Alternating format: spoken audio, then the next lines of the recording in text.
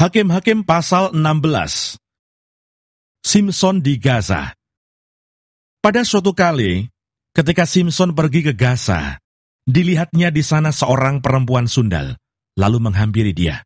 Ketika diberitahukan kepada orang-orang Gaza, Simson telah datang ke sini, maka mereka mengepung tempat itu dan siap menghadang dia semalam-malaman itu di pintu gerbang kota. Tetapi semalam-malaman itu, mereka tidak berbuat apa-apa karena pikirnya, nanti pada waktu fajar, kita akan membunuh dia. Tetapi Simson tidur di situ sampai tengah malam. Pada waktu tengah malam, bangunlah ia. Dipegangnya kedua daun pintu gerbang kota itu, dan kedua tiang pintu. Dicabutnyalah semuanya beserta palangnya. Diletakkannya di atas kedua bahunya. Lalu semuanya itu diangkatnya ke puncak gunung yang berhadapan dengan Hebron. Simson dan Delila. Sesudah itu Simson jatuh cinta kepada seorang perempuan dari lembah Sorek yang namanya Delila. Lalu datanglah raja-raja kota orang Filistin kepada perempuan itu sambil berkata, "Cobalah bujuk dia untuk mengetahui, karena apakah kekuatannya demikian besar, dan dengan apakah kami dapat mengalahkan dia dan mengikat dia untuk menundukkannya. Maka kami masing-masing akan memberikan 1.100 uang perak kepadamu." Lalu berkatalah Delila kepada Simson, "Ceritakanlah kiranya kepadaku, karena apakah kekuatanmu demikian besar, dan dengan apakah engkau harus diikat untuk ditundukkan?" Jawab Simson kepadanya, "Jika aku diikat dengan 7 tali busur yang baru, yang belum kering, maka aku akan menjadi lemah, dan menjadi seperti orang lain manapun juga." Lalu raja-raja kota orang Filistin membawa 7 tali busur yang baru, yang belum kering kepada perempuan itu. Dan ia mengikat Simson dengan tali-tali itu. Sedang di kamarnya ada orang bersiap-siap. Kemudian berserulah perempuan itu kepadanya, "Orang-orang Filistin menyergap engkau, Simson." Tetapi ia memutuskan tali-tali busur itu, seperti tali rami yang terbakar putus apabila kena api. Dan tidaklah ketahuan di mana duduk kekuatannya itu. Kemudian berkatalah Delila kepada Simson, "Sesungguhnya engkau telah mempermain-mainkan dan membohongi aku. Sekarang ceritakanlah kiranya kepadaku, dengan apa engkau dapat diikat?" Jawabnya kepadanya, "Jika aku diikat erat-erat dengan tali baru, yang belum terpakai untuk pekerjaan apapun, maka aku akan menjadi lemah, dan menjadi seperti orang lain manapun juga." Kemudian Delila mengambil tali baru, diikatnyalah dia dengan tali-tali itu dan berseru kepadanya, "Orang-orang Filistin menyergap engkau, Simson." Di kamar ada orang bersiap-siap, tetapi tali-tali itu diputuskannya, tanggal dari tangannya seperti benang saja. Berkatalah Delila kepada Simson, "Sampai sekarang engkau telah mempermain-mainkan dan membohongi aku. Ceritakanlah kepadaku dengan apakah engkau dapat diikat."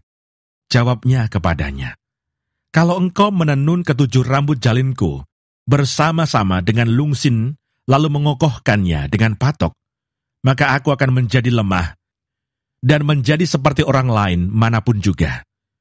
Kemudian perempuan itu mengokohkan lagi tenunan itu dengan patok, lalu berserulah ia kepadanya, "Orang-orang Filistin menyergap engkau, Simson."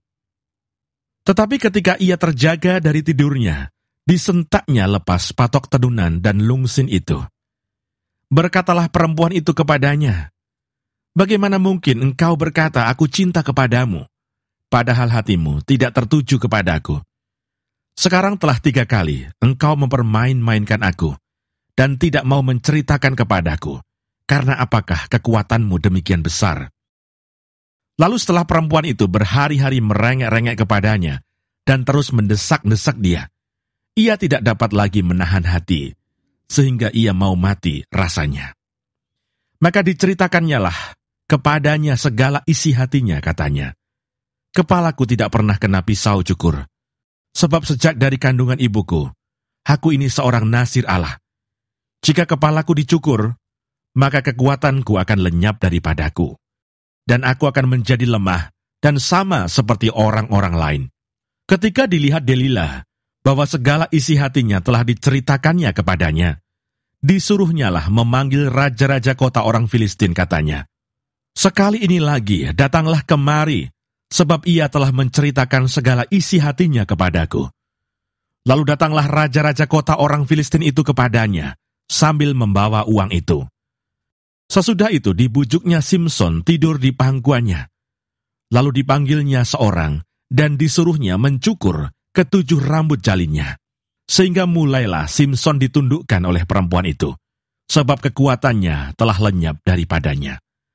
Lalu berserulah perempuan itu, "Orang Filistin menyergap engkau, Simson." Maka terjagalah ia dari tidurnya, serta katanya, "Seperti yang sudah-sudah, aku akan bebas dan akan meronta lepas." Tetapi tidaklah diketahuinya bahwa Tuhan telah meninggalkan dia. Orang Filistin itu menangkap dia, mencungkil kedua matanya, dan membawanya ke Gaza. Di situ ia dibelenggu dengan 2 rantai tembaga, dan pekerjaannya di penjara ialah menggiling. Tetapi rambutnya mulai tumbuh pula sesudah dicukur. Simson mati. Sesudah itu berkumpullah raja-raja kota orang Filistin untuk mengadakan perayaan korban sembelihan yang besar kepada Dagon, Allah mereka, dan untuk bersukaria, kata mereka, "Telah diserahkan oleh Allah kita ke dalam tangan kita, Simson musuh kita."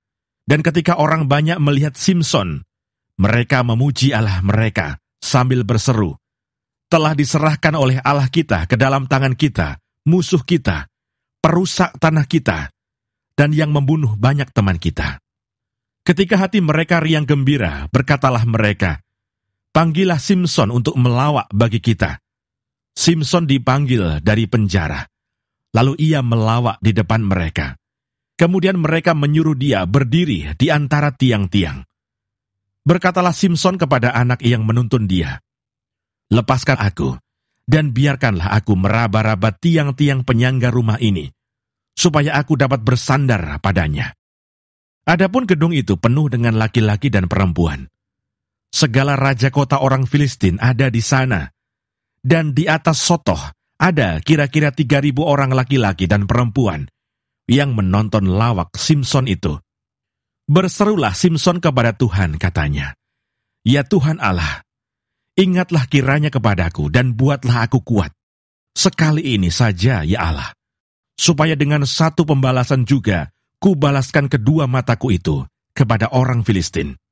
Kemudian Simson merangkul kedua tiang yang paling tengah, penyangga rumah itu, lalu bertopang kepada tiang yang satu dengan tangan kanannya, dan kepada tiang yang lain dengan tangan kirinya. Berkatalah Simson, "Biarlah kiranya aku mati bersama-sama orang Filistin ini."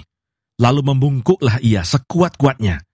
Maka rubuhlah rumah itu, menimpa raja-raja kota itu, dan seluruh orang banyak yang ada di dalamnya.